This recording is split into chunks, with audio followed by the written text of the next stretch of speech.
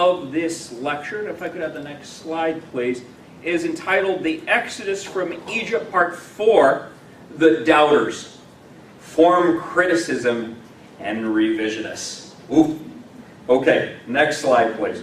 Okay, the first, we want to look at the form critics, or form criticism. Some call it the JEDP theory. Some people call it higher criticism. Normally, the form critics themselves are the only ones that are calling it higher criticism.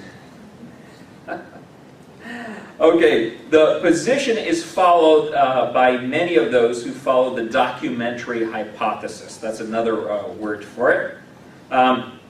And what they say is basically the Bible.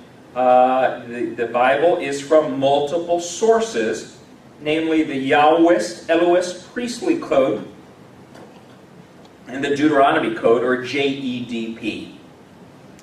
And these were allegedly combined, edited, redacted, authored when the kingdom of Judah was captured and brought to Babylon, beginning in 588 BC. This idea was originally formed by a French physician, Jean Astroc, in 1753. Various individuals wrote about it: J.G. Eichhorn, Johann Vater, a lot of German scholars, Hermann Hupfeld, August Nobel, and then finally it was put into its kind of final form, polished form, by Graf and Wellenhausen, and sometimes people call it the Graf-Wellenhausen hypothesis. For the radical proponents of the documentary hypothesis, the early sources of the Bible were written in the 8th century BC. So, basically all the stuff that was written before then was basically stories that did not happen or were created to preserve the Jewish religious traditions. So for them, none of the Bible is real. It's basically entirely a fabrication. The others that are more, not even conservative, but they would say, oh, maybe there's a grain of truth within it. Others say that maybe they're copying from later sources, or they're looking at other documents at the time to build the myth of the Bible. Now, the critics of the documentary hypothesis are many. To begin, the form of this scholarship, the documentary hypothesis, cannot be independently verified and is intensely subjective. To reiterate, only those who practice higher criticism can support or modify their own theory.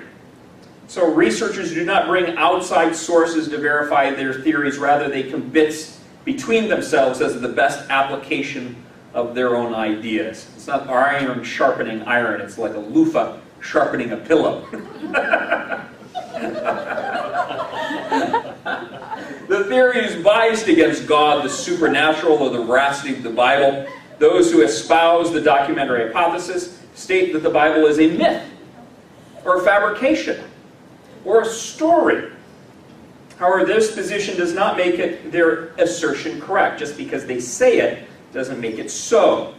That the documentary hypothesis is clearly biased against God is evidenced by those who formed higher criticism, who were atheists, agnostics, evolutionists, or a combination thereof. So it was just in this milieu that the documentary hypothesis was formed. Okay, the first big criticism, besides the fact that they don't believe in God, is that they are very dismissive of the Israelites and Israelite scholarship.